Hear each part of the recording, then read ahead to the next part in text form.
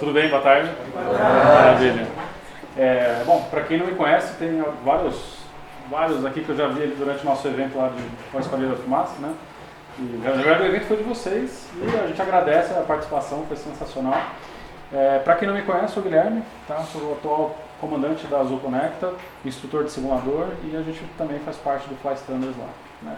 E também faz as palestras e rodas aí, Brasil afora, fazendo vários outros eventos, justamente para difundir o que a gente não acredita ser bom para a Conecta ou para a Azul, mas bom para toda a nossa aviação, né? Para que a gente dissemine boas ideias, boas formas, métodos de instrução aí, para que a gente tenha uma aviação cada vez melhor, beleza?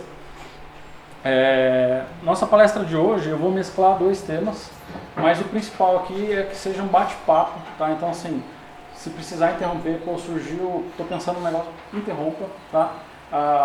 Quando a gente recebeu o convite da Monique, justamente para ter essa interação, né, entre, não que seja o único, mas que seja talvez o futuro empregador de vocês, que é a Azul, o Grupo Azul, né, Azul Conecta, e vocês que estão nessa fase de transicionar, né, entre ou a carreira de instrutor para aviação comercial, ou simplesmente terminar o seu PPPC e entrar numa companhia como a Azul Conecta, como a Azul, tá bom?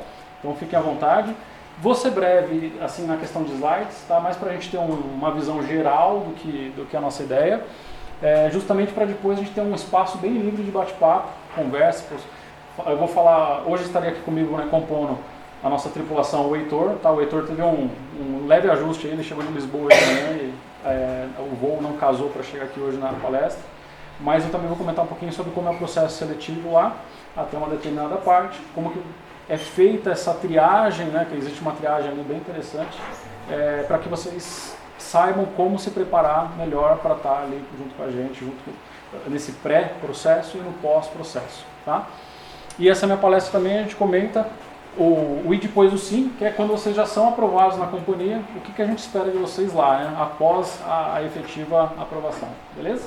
Então, bem-vindos a bordo aí, até qualquer dúvida podem perguntar. Então, primeira coisa, o que é empregabilidade? Né? Quando a gente fala de empregabilidade para vocês, o que vem na mente? Empregabilidade é o processo de você ter as habilidades e conhecimentos que a maioria de vocês estão aqui exatamente nesse ponto. Ganhando conhecimento, ganhando esse conhecimento, né, que é o saber, né? Vocês estão desenvolvendo as habilidades, que é o como usar esse saber, né, ali na prática, para que vocês cheguem na companhia. Quando eu falo de companhia aérea, porque é a nossa área aqui, tá? Mas entendo, se os vocês às vezes como agrícola, entendo também como uma empresa de aviação civil, como uma empresa comercial aí que vai contratar vocês, tá? Então, empregabilidade é você entender esses conhecimentos que vocês estão aqui nesse momento, na base, esse é o momento essencial. E quando vocês chegarem lá na empresa, como converter esse conhecimento na prática e como se manter no emprego, né? Então, quando a gente fala de empregabilidade, é esse processo de você obter a oportunidade que você está querendo agora, almejando, e se manter depois ali dentro da companhia, tá? Então, primeira coisa aqui que a gente comenta é a cultura da segurança, tá? Esse ponto aqui a gente, até recentemente a gente fez uma palestra, né, entrando bem nesse aspecto da cultura. Aqui eu quero que a gente entre depois mais no aspecto ali do processo de entrada, de execução ali da formação de você já dentro da empresa. Mas aqui a gente acabou de visitar, né, o Aeroclube, a gente conheceu as instalações, né, a Diana está lá atrás também, ela cuida de todos os eventos, leva a gente para essas oportunidades aqui. Então a gente acabou de conhecer o Aeroclube e deu para ver, né, o quanto vocês estão aqui com uma estrutura focada também na segurança, focada na qualidade de ensino, muito bacana, tá? Então a base eu acho que é isso daí. Quando a gente fala da cultura como profissional, isso aí tem que estar interno de vocês, de cada um, tá? Então, quando vocês chegam para dar uma instrução aqui, que eu sei que tem bastante instrutores aí, quando vocês chegam para ter uma instrução aqui, ou em qualquer outra instituição, isso daí tem que estar na essência, tá? Então, quando você assume uma aeronave, assumam já, por mais que seja o PP, sua 15ª hora, sua primeira hora ou sua hora de número 100 e bolinha, assumam essa aeronave com a visão de que estou indo para uma aeronave comercial, estou indo para uma aeronave que vou levar passageiros. Eu vou gerir essa aeronave da melhor forma possível, tá? Existem vários caminhos a gente entender isso daí. Primeiro deles, a base que vocês estão agora aqui, cobrem muito dos seus instrutores e vocês como instrutores cobrem entre vocês para que vocês deem sempre valor à cultura da segurança. Então, se existe manual, o manual está lá para ser lido. Se existe SOP, que o Leopardo comentou aí, se existe SOP, o SOP é para ser seguido. Né? Nada disso é engessado. Né? Às vezes eu lembro na época de Aeroclube, né, quando você tem uma determinada documentação e você acha que essa documentação é ali eterna, cara, tudo é atualizado. Quando você pega uma aeronave, quando a gente fala às vezes de um Cessna 52, uma aeronave que já saiu fora de linha de produção, nem sempre você tem uma atualização tão viva, tão orgânica do manual dela. Né? Mas quando você pega uma aeronave de linha, né, um Caravan, um ATR, todas essas aeronaves, né, que a gente tem aqui, né, Airbus, etc., esses manuais são atualizados com muita constância. Né? Quando você pega uma aeronave ainda até maior, né, como o Embraer ou o Airbus, essa atualização é mais constante ainda. Então essas coisas são orgânicas, as regras estão aí para ser seguidas e estão aí para ser discutidas também. Né? Que até entra no papel do departamento que eu colaboro, que é o departamento de Flight Standards, que é onde a gente consegue olhar lá no fundo da operação, entender o que é vantagem para a operação, entender o que precisa ser melhorado, e aí o que a gente faz? Atualiza a documentação. Então, quando a gente fala de atualizar a documentação, de estudo, etc., uma das coisas, né, que faz parte dessa ideia, o que a gente espera do profissional também? Flexibilidade. Não é flexibilidade para você fazer do jeito que você quer, do jeito que você acha, mas flexibilidade para entender que as coisas mudam. Né? Então, se hora, né, a gente precisa, fizemos um estudo, precisa ser operada a aeronave com determinada configuração para pouso.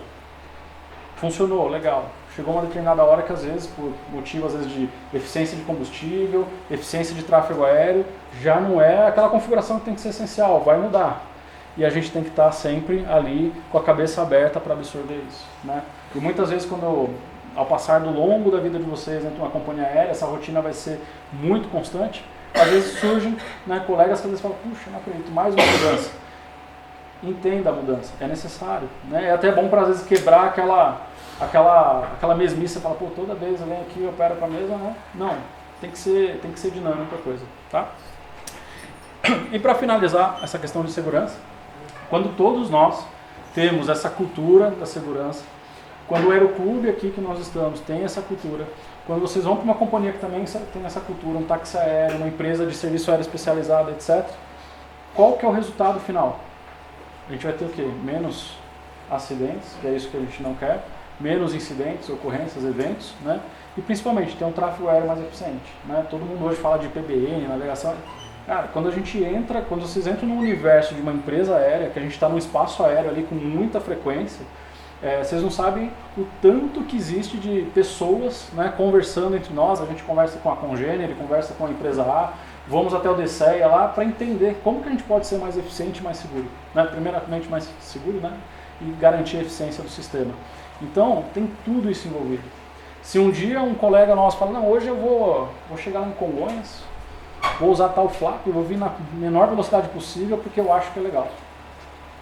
Vai estar um monte de gente reduzindo, o controle de tráfego aéreo lá já caótico porque você simplesmente optou de fazer daquela determinada forma por mera conveniência. Então, cada vez mais, quando a gente coloca essa padronização, traz isso num SOP a todo momento atualizado ali, a gente está beneficiando todo o setor. Né? Então, eu estou beneficiando não só a nossa operação em determinada localidade, como a operação de uma companhia Congener, etc., para que o sistema funcione melhor. Se o sistema funciona melhor, aí a gente chega, depois da segurança, que é o nosso maior objetivo, a gente chega num outro porém, que é, se eu consigo fazer meu sistema ser mais eficiente, se eu consigo voar mais, o que eu estou aumentando? Minha empregabilidade. Então, a partir do momento, depois a gente vai ver um gráfico lá legal, onde a gente consegue ver o quanto que o brasileiro voa hoje. Se daqui 1, 2, 3 anos a gente conseguir melhorar 0,1, todo mundo aqui não estaria nem mais aqui. Né? A diretoria do Aeroclube estaria maluca, que faltou instrutor. Foi todo mundo embora. Porque justamente é o que? É mais oportunidade de emprego. É a aviação girando. Né? Já está girando, né? O nosso mercado já deu uma aquecida muito bacana, né? Mas ainda precisa aquecer mais. Se comparado aí com o mercado internacional, tem países aí que o pessoal está pegando pela orelha o piloto. Né? Então a gente tem que ter essa visão que nosso cliente final tem que voar mais. Aqui, né, só para resumir, falando um pouquinho da Azul, hoje a gente é a maior empresa aérea em número de destinos do país. Né? Ganhamos ano passado o prêmio de companhia aérea mais pontual. para quem já estudou a parte de gestão de empresa aérea, né, quem fez às vezes a ciência aeronáutica, né, tem essas matérias, a gente opera no modelo hub spoke. Né? Então eu tenho um hub que vocês já devem conhecer aí por mídia, etc. Né? Campinas é o nosso maior, temos Recife, Confins, né? E agora no norte do país vem se desenvolvendo também. Então esses hubs a gente conecta o Brasil lá na ponta, e aí a gente fala da Azul Conecta, né? Que a gente pega o passageiro no extremo ali de um determinado estado, conecta ele com o hub e esse passageiro ele vai para fora do Brasil e vai para outras capitais também. Para que esse sistema seja eficiente, para que a gente tenha essa conectividade, a gente tem que trabalhar sempre no quê? Na pontualidade. A gente tem que pensar na segurança como um todo, para que nossos voos tenham menos eventos possíveis e toda essa malha funcione como um reloginho. Né? Então essa é a ideia. Quando vocês entram numa empresa, não entram pensando só, é sensacional, é sonho nosso voar uma máquina A, B ou C, né? Mas não pensem só na máquina como vou me realizar só na máquina. Vocês têm que entender que vocês fazem parte de uma empresa, quanto mais essa empresa, ou qualquer outra empresa, tá? Não estou necessariamente da Azul, quanto mais vocês estiverem ali entendendo esse modelo de negócio da empresa e voando, né, para que ele dê certo, vocês vão ter uma carreira muito mais duradoura. Né? A empresa vai ter uma melhor performance e o mercado como um todo. Tá? E aqui é o gráfico que a gente gosta de usar bastante, esse gráfico é público, está lá na área de relações com investidores da Azul. Essas barrinhas pequenas, não sei se o pessoal do fundo está enxergando, mas a barrinha azul escura, essa barrinha aqui, é hoje o que nós voamos. Então, hoje o brasileiro voa entre 0,4 a 0,5 vezes ao ano, certo? É muito pouco. Se você comparar com a próximo gráfico da direita aqui, nós estamos falando do México. O México voa 0,8. O que isso significa? Se o brasileiro voar per capita o mesmo volume que o México voa, só a Azul seria 2 vezes, 0,3 maior do que é hoje. Então hoje a gente tem uma frota de 170 aeronaves, arredondando valores, nós teríamos aí uma frota de praticamente 400 aeronaves. Tá? Obviamente, você multiplica isso aí pelo número de tripulantes por equipamento, ela estaria desesperada agora. Feliz da vida. É claro, a gente está olhando isso como Azul, porque é o gráfico que a gente trabalha em cima, mas pense isso como o mercado como um todo. Imagina se o brasileiro conseguir voar ali 0,1, 0,2 vezes mais, todo mundo vai voar mais, todo mundo vai ter mais oportunidade, isso é fundamental. Tá? Então, são N variáveis, né, que a gente gosta de falar, que fazem que a gente consegue atingir essa meta de aumentar o per capita, mas se você for parar para pensar, no nosso nível operacional aqui como pilotos, a gente cumprir com qualidade, né, o que está sendo proposto, o que está sendo, que a sua empresa, que a futura empresa de vocês, quando vocês ingressarem, propor no manual, no SOP, é justamente para a gente garantir um sistema funcionando com constância. Esse sistema vai funcionar melhor. É óbvio que a empresa também faz outras tratativas, como melhorar a infraestrutura aeroportuária, isso tudo tem que ser feito, vocês sabem, né? Não depende da companhia aérea, mas a gente sempre está incentivando para que o setor inteiro, né, a gente tenha aeroportos com melhor qualidade, navegação aérea com melhor qualidade, consequentemente vou ter mais gente voando. Tá? E é o que você falou, né? Começa na base. Começa na base. Que aí a gente, daqui a pouco, eu vou mostrar para vocês onde que nós, como empresa aérea, precisamos melhorar aqui na base, para que vocês tenham menos dificuldade no processo de formação lá dentro e a gente consiga otimizar, né, ter mais rotatividade ali e garantir a operação com mais segurança também. Vocês já ouviram falar do modelo chá? Quem já ouviu? Então, quem não ouviu, a não ser que você esteja com vergonha, mas foram poucas mãos aí levantadas, pesquisem, tá? Pesquisem o que é o modelo chá, mas basicamente, o que esse modelo traz para nós? O modelo chá são conhecimentos, habilidades e atitudes. Então, hoje, é uma frase até já bem falada em algumas palestras, mas é a pura realidade. A gente contrata por hard skill. O que é hard skill? É o que vocês estão, basicamente, bem preocupados agora. Saber fazer um IFR, saber, né, decolar, pousar, etc., né, ou dar uma instrução nesse sentido. Só que dentro da empresa a gente acaba desligando pilotos por soft skills. O que é o soft skill? Né? A palavra bonita é para falar habilidades não técnicas, mas as habilidades que vocês geram. Gerenciamento. São conhecimentos que muitas vezes está atrelado ao crescimento de vocês como ser humano. Né? Então, dependendo da educação que vocês tiveram lá com seus pais, etc., essas coisas vão formando a sua pessoa, que forma o profissional que você vai estar disponível para o mercado. E muitas vezes isso tem algumas lacunas, alguns profissionais têm algumas lacunas, todos nós temos lacunas, né, mas a gente tem que saber, por isso que é importante o autoconhecimento para vocês saberem, opa, em determinada ação eu sou mais ansioso, em determinada ação eu sou um pouco mais explosivo. É importante vocês entenderem isso, para que quando vocês estejam inseridos, né, numa organização tão... Qualquer uma delas, desde o aeroclube até uma companhia aérea, que vocês saibam lidar com a forma que vocês trabalham o seu eu, né, para o seu colega, para a sua atividade. Tá? Então, tem isso... que estudar o IFR, tem que se estudar, né? Se conhecer, Exatamente. não adianta conhecer a máquina e não conhecer ele. Exatamente. Por exemplo, vou dar um exemplo bem superficial aqui, tá? Você sabe um IFR perfeito. Fez uma arremetida perfeita. Isso no voo real. Só que você não deu satisfação nenhuma para a sua tripulação. Você não teve a comunicação adequada com a sua tripulação. A tratativa de processo que a empresa te dá lá, né? Então, quando você arremeter, em determinado caso, você tem que seguir isso, isso, isso.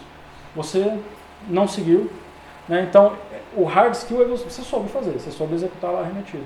Mas o que envolve esse processo da arremetida, como um serviço para o seu cliente que está lá atrás, como um processo de trabalho que está com outros, né, da sua equipe ali compondo a tripulação, aí você não fez. Então, isso... veja, não é um fator, né? São conhecimentos e habilidades ali que você deixou de executar e às vezes deixou de ter atitude, tá? Então, quando a gente fala do chá, estou falando de uma forma bem simples, né? Se a gente for aprofundar aqui, vai a tarde inteira, né?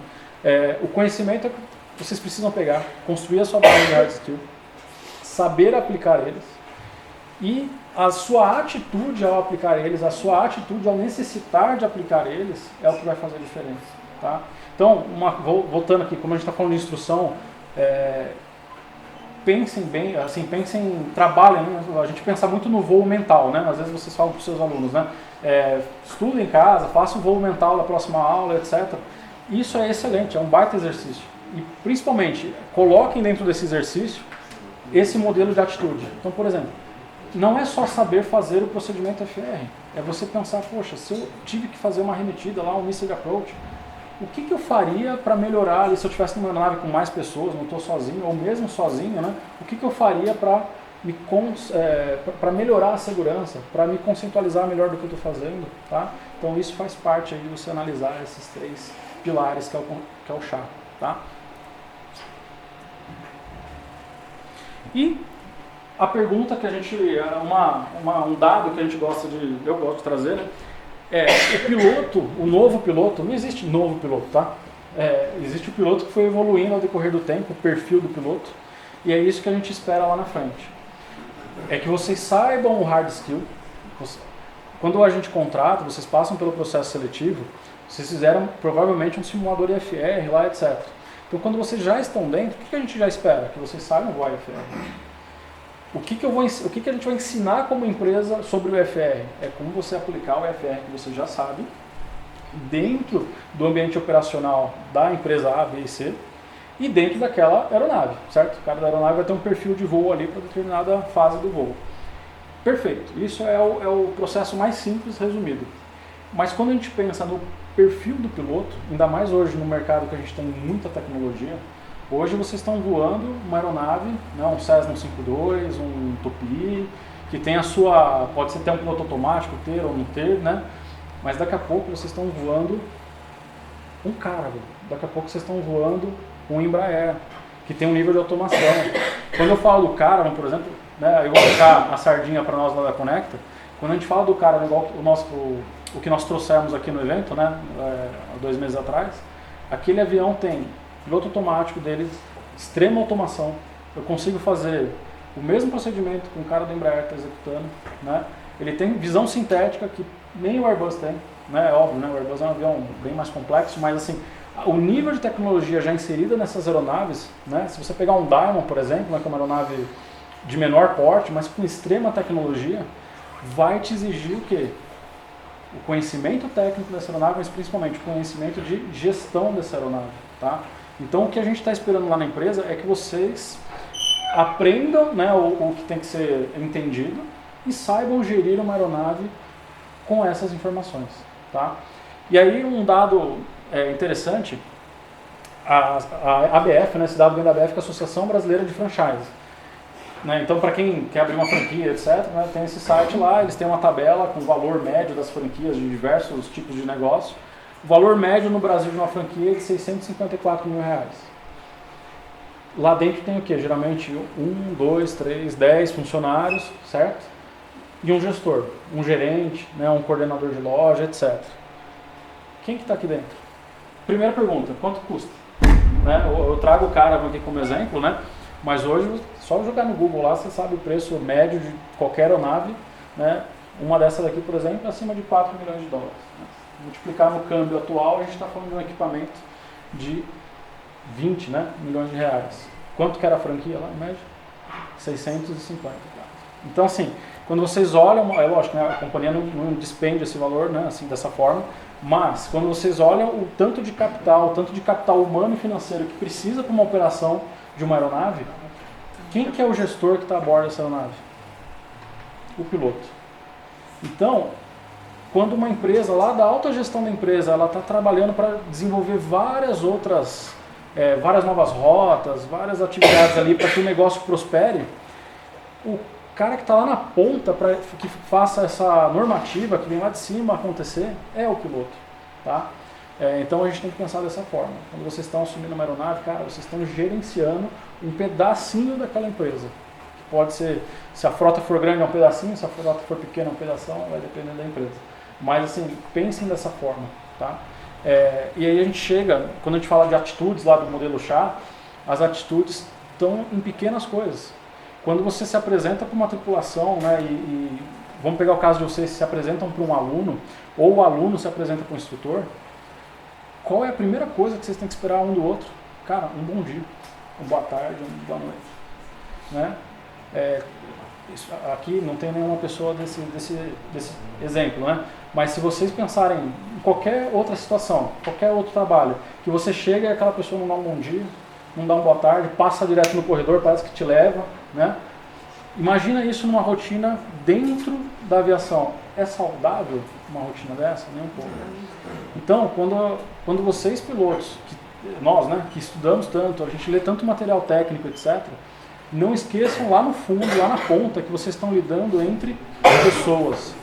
O seu colega, né, o famoso CRM, o seu colega é uma pessoa, o seu cliente também é uma pessoa. Ah, mas eu quero voar cargueiro. Cargueiro, o cliente não faz barulho. Cara, não interessa. Você vai estar lá com carga. Às vezes a carga é viva, pode ser cavalo, pode ser cachorro, pode ser de tudo. Tá? E principalmente, essa aeronave para decolar, ela não depende só de você. Ela vai ter o loadmaster, ela vai ter o pessoal de rampa, vai ter uma série de outras pessoas que elas estão lá para fazer o teu avião decolar. Então, quando vocês pensarem numa operação de companhia, uma operação comercial, mesmo numa executiva, que às vezes é você, o patrão e mais 2, 3 pessoas ali, cara, vocês estão lidando com pessoas. Saber lidar com pessoas é o que vai fazer vocês darem um passo à frente. Quando vocês chegarem, por exemplo, numa posição que não está muito distante da rotina de vocês aqui, que a gente vai mostrar daqui a pouco, mas quando vocês chegarem numa posição de estou como primeiro oficial e forem migrar para a esquerda, isso vai fazer muita diferença. Um exemplo muito básico, quando a gente é primeiro oficial, cara, entra um monte de gente na aeronave, e é papel. A gente mais assina papel do que pilota o avião. Esse papel vai tudo pro cara da esquerda. E você só fica lá, né, fazendo outras atividades, etc. Quando você vai para a esquerda, você é o cara que assina o papel. E vai vir N pessoas trazer esse papel. Se você não atende elas bem, se você não tem essa tratativa, deixar ela com a maior proximidade com você ali numa fala, por exemplo, né, cara, você vai fazer a operação ficar amarga, caótica, entendeu? Então, faz parte, tá? Quando vocês entrarem numa operação assim, que envolve mais pessoas, não esqueçam disso, tá? Forma que eu trago a minha atitude. Às vezes, olha só, vou dar um exemplo. Uma vez eu estava em Congonhas e chegou um rapaz super afoito assim e tal, falando que a aeronave que eu precisava estar a bordo do cockpit lá. Eu falei, beleza. Cheguei lá, a moça da limpeza achou um arame dentro da aeronave que poderia machucar. Era nada demais, assim, nada demais no sentido, não era nada pontiagudo, etc. Mas ela achou que aquele pedaço poderia machucar um cliente nosso. É saber ouvir, é agradecer, falar, meu, muito obrigado por você ter visto isso, eu não vi. Não era um araminho que poderia machucar um cliente ali no assento, cara, muito obrigado. Então, eu ouvi, eliminei aquele risco de machucar alguém e agradecer a pessoa. Então isso faz parte. Aí vocês falam, pô, Guilherme, mas isso é o básico, gente, é o básico, mas que muita gente esquece lá na ponta. É o básico que muita gente, quando sai da direita e vai para a esquerda, às vezes você precisa falar, todo mundo é igual. Então, assim, isso vai fazer a diferença, principalmente no gerenciamento de cockpit de vocês. Quando vocês tiverem um simulador de linha lá, o pessoal apertando lá para fazer o negócio, cara, vai fazer total diferença a forma que vocês vão estar preparados e um tratando o outro, tá bom?